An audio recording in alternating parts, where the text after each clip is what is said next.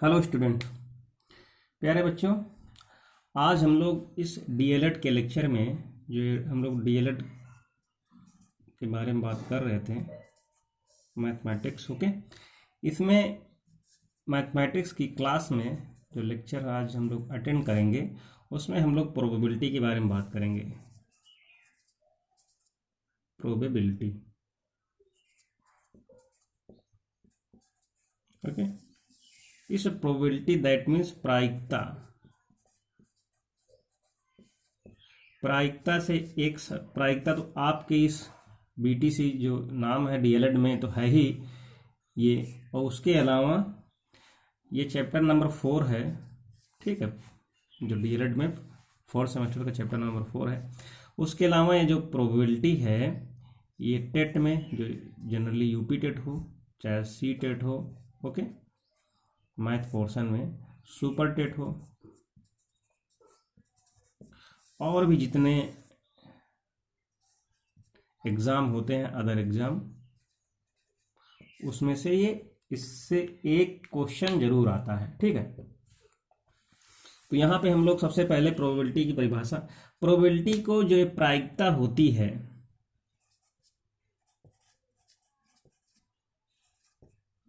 प्रायिकता का जो शाब्दिक अर्थ है वो क्या है? संभावना है, ठीक, पॉसिबिलिटी, ठीक है। इसको प्रोबेबिलिटी बोलते ही हैं। यानी कोई भी चीज है उसकी प्रोबेबिलिटी, किसकी संभावना, जो प्रोबेबिलिटी या कुछ भी अगर पूछा जाए तो यानी कि ये क्या है? संभावना किसकी? जो भी इवेंट होती है, घटना जो घटती है, घटित घटना, कोई भी घटना, घटना क्या है? घटित हुई कोई भी घटना, ठीक।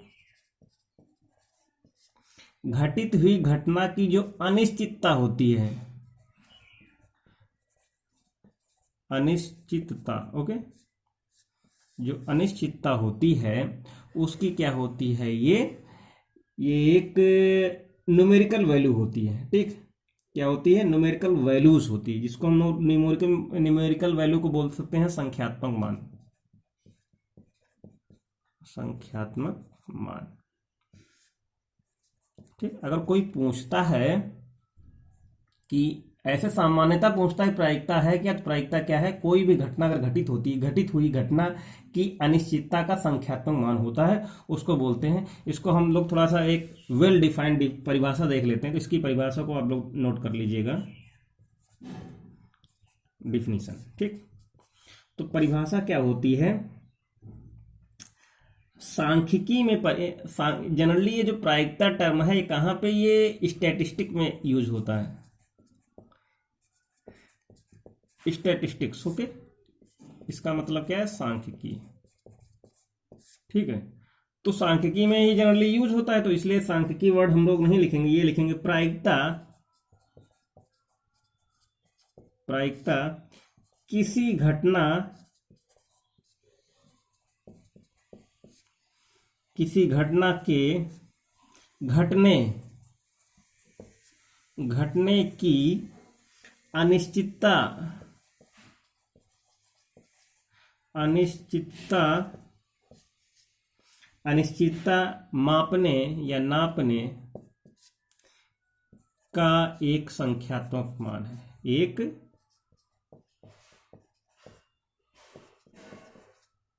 मान है,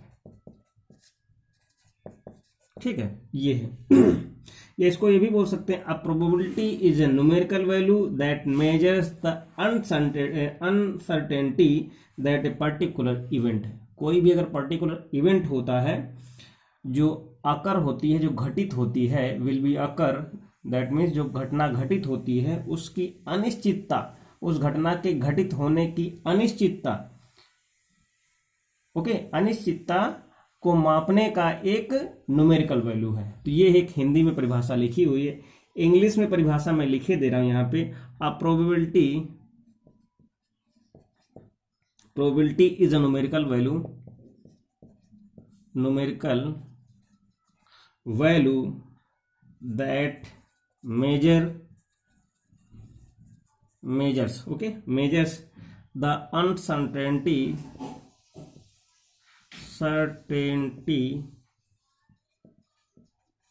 that a particular event will occur। ठीक है, ये है उसकी परिभाषा। इसके बाद हम लोग कुछ स्पेशल टर्म्स के बारे में बात करेंगे। स्पेशल टर्म्स जो इसमें जो प्रोबेबिलिटी उसमें जो आते हैं, सबसे पहले क्या है, random experiment. Random experiment, okay, इसको बोलते क्या है, यादृच्छिक प्रयोग। रैंडम एक्सपेरिमेंट क्या होता है, जैसे कोई भी इवेंट हो रही है, कोई भी अगर हम जो है प्रैक्टिकल कर रहे हैं तो उसमें जो कुछ भी आ जाए, जैसे कि इस तरह से आप एग्जांपल से समझिएगा। एग्जांपल से इस तरह समझिएगा कि जैसे कोई कॉइन है, सिक्का है, सिक्के में दो पहलू होते हैं, एक हेड होता है जिसको सिर बोलते हैं, एक टेल होती है जिसको पुच्छ बोलते हैं। ठीक है, एक हेड है, एक टेल है। जब इसको हम टॉस करेंगे, उछालेंगे सिक्के को, जब उछाला तो हमारा जो एक्सपेरिमेंट है कैसा है, और रैंडम है ना। ठीक, क्या है, रैंडम एक्सपेरिमेंट है। अगर हम सिक्के को उछाल रहे हैं तो किस तरह का प्रैक्टिकल है, एक्सपेरिमेंट है, रैंडम है। जब रैंडम इस कॉइन को हम लोग जब टॉस करेंगे तो कंडीशंस क्या होगी, या तो टेल आएगी या तो हेड आएगा। ठीक, तो वहां पे कौन सी कंडीशंस होंगी, केवल दो ही स्थितियां बनेंगी। बात समझ में आए। अब इसके बाद अगर हम लोग इसी को अगर हम लोग आगे देखते हैं, अगर ताश के पत्ते हैं, अगर कार्ड्स हैं, ठीक है, कार्ड्स में कितने पत्ते होते हैं, 52 पत्ते होते हैं। उसमें 52 पत्ते में से भी 1, 2, 3 और ये 4 वैरायटीज के जो होते हैं इसमें कार्ड्स होते हैं। और सब में क्या है, 13 पत्ते होते हैं।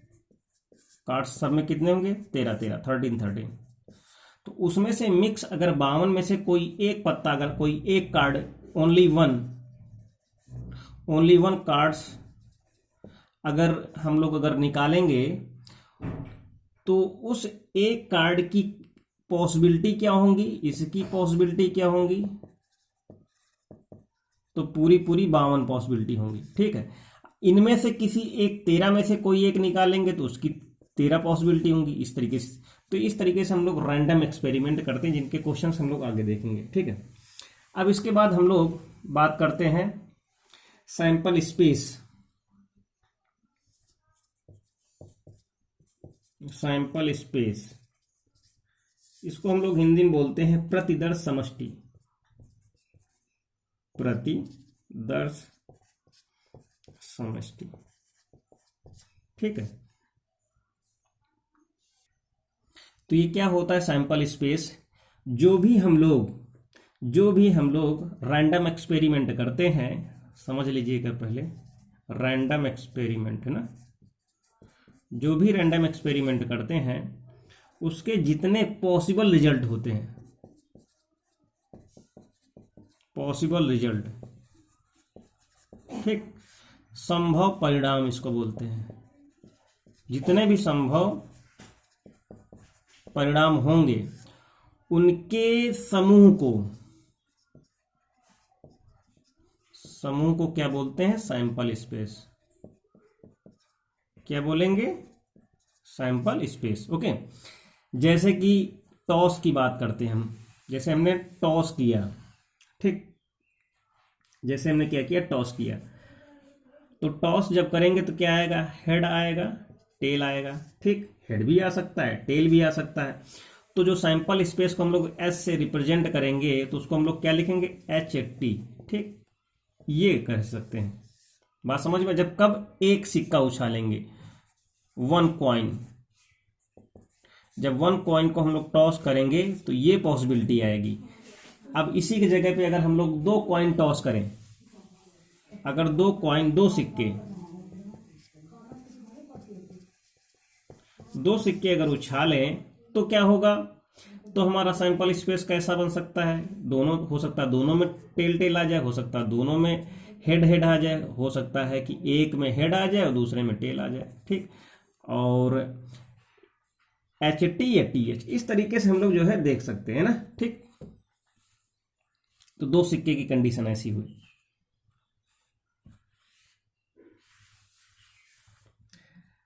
अब इसके बाद क्या है कि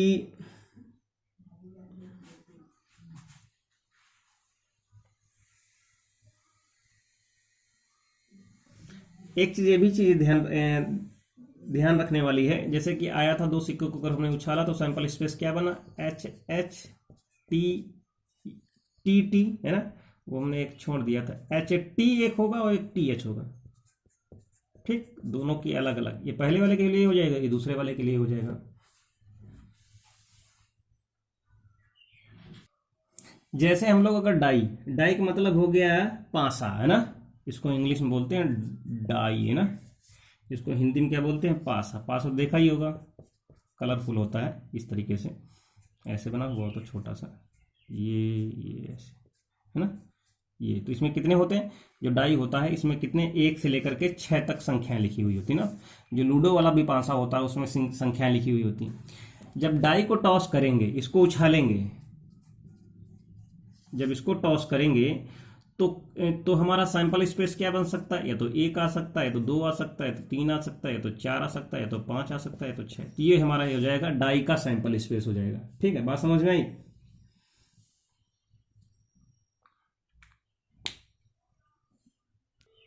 इसी पासे से रिलेटेड एक है जिसको बोलते हैं म्यूचुअल एक्सक्लूसिव इवेंट्स, ठीक। क्या बोलते हैं,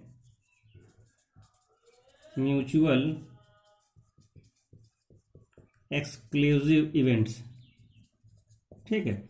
इसको बोलते हैं परस्पर अपवर्णी, क्या बोलते हैं, परस्पर अपवर्णी या अपवर्जी है ना,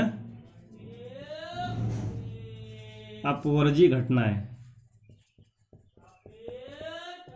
क्या बोलते हैं, परस्पर अपवर्जी घटनाएं। तो परस्पर अपवर्जी घटनाएं उनको बोलते हैं, से एग्जांपल से इसी पासे से ही रिलेटेड है, तो पासे से ही रिलेटेड है। तो यहाँ पे जैसे कि एक घटना हमने लिख दी, अगर पासा फेंका जाता है तो 1 3 5 आ गया है ना, एक में आ गया B, ये दूसरी घटना है। ये 2 4 6, इसका मतलब क्या है, दोनों डिफरेंट हैं, टोटली क्या है, डिफरेंट है। जब दोनों घटनाएं साथ साथ घटित ना हो, यानी जब A और B क्या है, A घटना है B घटना है, दोनों क्या साथ साथ घटित ना हो, ठीक है, घटित ना हो, तो उसको बोलेंगे, जब कोई भी दो घटनाएं परस्पर, जब कभी भी वर्ड आता है, ठीक, म्यूचुअल, जब परस्पर कोई भी वर्ड आता है तो वहां पे क्या होता है, दो ही घटनाएं होंगी। कैसी होंगी, 2 इवेंट्स होंगे। कुछ भी लिखा हुआ, इवेंट्स लिखा हो या और कुछ लिखा हुआ हो, तो उनको बोलेंगे यानी 2 ही, ठीक है। एक चीज और देख लीजिएगा, जैसे कोई भी 2 टॉस हैं, 2 कोई सिक्के हैं, एक सिक्का ये है, एक सिक्का ये, इन दोनों को अगर हम उछालते हैं तो सैंपल स्पेस हमारा इस तरीके से बनता है, TT HH TH और HT, ओके, इस तरीके से, यानी 4 इसमें सैंपल स्पेस में कितने एलिमेंट हैं, 4 हैं। वैसे ही कहने मतलब क्या है, यहां से 2, ठीक है, और यहां से 2, सिंपल सा, तो 2 दूनी कितना हो गया, 4 हो गया। अब यहां 2 का मतलब यहां पे क्या है, हेड और टेल है ना। उस तरीके से अगर हम लोग पासे यूज करते हैं, ठीक, जैसे एक पासा यहां पे है और एक पासा ये है, इस पासे में भी 6 आएंगी और इस पासे में भी 6 संख्या आएंगी। इनको अगर हम लोग एक साथ टॉस करेंगे तो इनका जो सैंपल स्पेस कैसा होगा, sample space ordered pair form का होगा। कैसा होगा, ऑर्डर्ड पेयर फॉर्म का, ठीक है, कैसा होगा, ऑर्डर्ड पेयर, इसको बोलते हैं क्रमित युग्म।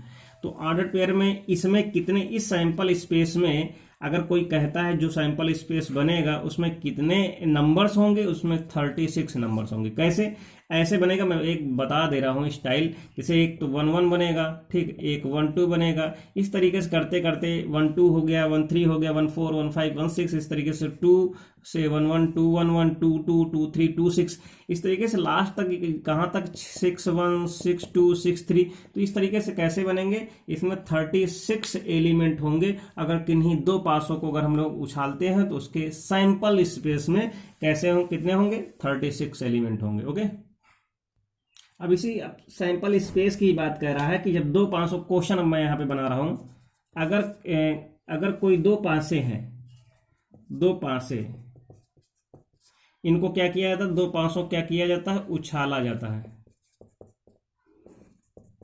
उछाला जाता है। तो यहां पे ऐसा, यहां ऐसा सैंपल स्पेस लिखना है, बनाना है, ऐसा सैंपल स्पेस बनाना है जिनमें प्रत्येक अवयव का योग, जो भी होंगे, ठीक है, जो प्रत्येक अवयव नहीं होगा, जैसे यहां पे होगा जो जिनमें अवयवों का, यही ले लो, प्रत्येक क्रमित युग्म, ये लिख लो, प्रत्येक क्रमित युग्म के अवयव का योग कितना हो, 6 हो। अब सुनना ध्यान से, कहने का मतलब ये था जो सैंपल स्पेस बनेगा वो कैसा आएगा, 1 1 1 2 1 3, इस तरीके से बहुत सारे बनेंगे। अब हमको वो सैंपल स्पेस चाहिए जिनका योग, जिनमें प्रत्येक का योग, जैसे यहाँ पे आया 1 1 था, इसका योग कितना होगा, 2 हो जाएगा। ठीक, तो कौन कौन से होंगे, एक तो होगा 1 5 हो जाएगा, एक 5 हो जाएगा, एक क्या हो जाएगा, 2 4 हो जाएगा, एक क्या हो जाएगा, 3 3 हो जाएगा, है ना, इन दोनों को जोड़ेंगे। फिर उसके बाद क्या होगा, 2 4 आया है तो इस तरीके से 4 2 होगा, 5 1 5 आया, इस तरीके से 5 1 होगा। ये इस तरीके से बनेगा। ठीक, ये आंसर हो जाएगा।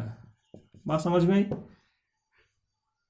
इसी तरीके से कह रहा है कि अगर ऐसा सैंपल स्पेस बनाना है, जैसे यहाँ पे 6 आ रहा था, अब जैसे कह दिया जाए कि 8 से अधिक आ जाए, जो योग है 8 से अधिक आ जाए, तो सैंपल स्पेस कैसा बनेगा, 8 भी नहीं आना चाहिए, 8 से अधिक आना चाहिए, तो 3 6 हो जाएगा, है ना। ठीक, 6 3 9, 3 6 हो गया। उस तरीके से 4 5, उसके बाद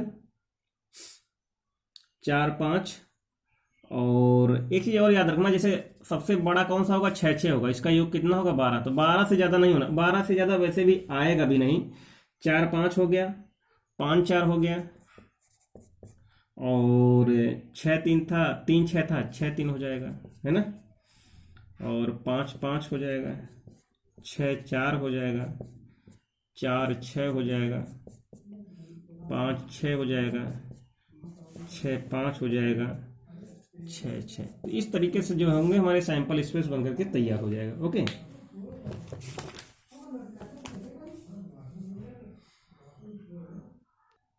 अब आते हैं प्रायिकता की परिभाषा, जो उसकी न्यूमेरिकल को कैसे हम सॉल्व करेंगे। अगर कोई भी घटना घटित ई हो रही है, ये ठीक, इसकी जो प्रोबेबिलिटी होगी वो क्या होगी, इसको हम लोग ऐसे इससे रिप्रेजेंट करेंगे। तो क्या होगी प्रोबेबिलिटी, इसकी जितनी भी पॉसिबल घटनाएं हैं, जितनी भी पॉसिबल अनुकूल घटनाएं हैं, तो इसको हम लोग ऐसे लिखेंगे NE, है ना। ठीक, इसकी, और जितने भी सैंपल स्पेस बनेंगे, जो टोटल सैंपल स्पेस, तो ये होगा प्रायिकता की परिभाषा। इसी से हम लोग क्वेश्चन को सॉल्व करेंगे। ठीक है, देखते हैं आगे।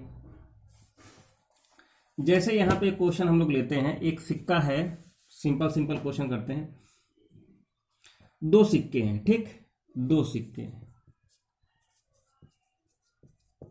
2 सिक्के दिए हुए हैं, इनको एक साथ उछाला जाता है, एक साथ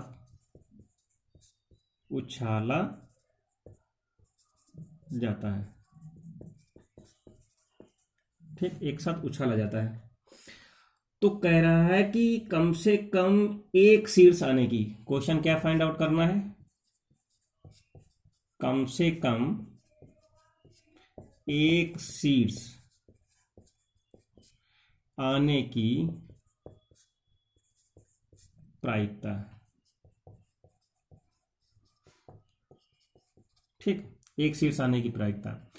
तो अब सबसे पहले हम सैंपल स्पेस बनाएंगे। तो सैंपल स्पेस कैसा बनेगा, दो हैं तो H H T T T H H T, ये तो सैंपल स्पेस बन गया। अब कह रहा है कि कम से कम एक क्या शीर्ष, तो ज़्यादा से ज़्यादा चाहे जितने हो जाएं, तो एक तो ये हो जाएगा, एक ये हो जाएगा, एक ये हो जाएगा। ठीक, तो जो बनेगा, जो हमारा एन, सबसे पहले यहाँ से अगर हम लोग देखें तो एन एस कितना है, तो एन एस है 4। ठीक, कितने हैं, 4 एलिमेंट बनेंगे। अगर अब हम यहाँ पे ये देखें कि एन ई कितना होगा, तो एन ई कितना होगा, 1 2 और 3, ये हो गया एन ई। ठीक है, अब यहाँ से हम लोग क्या करेंगे, पी फाइंड आउट करेंगे। तो पी कैसे निकलेगा, N E upon N S. ठीक, तो कितना हो जाएगा, ये हो जाएगा 3/4 आंसर हो जाएगा।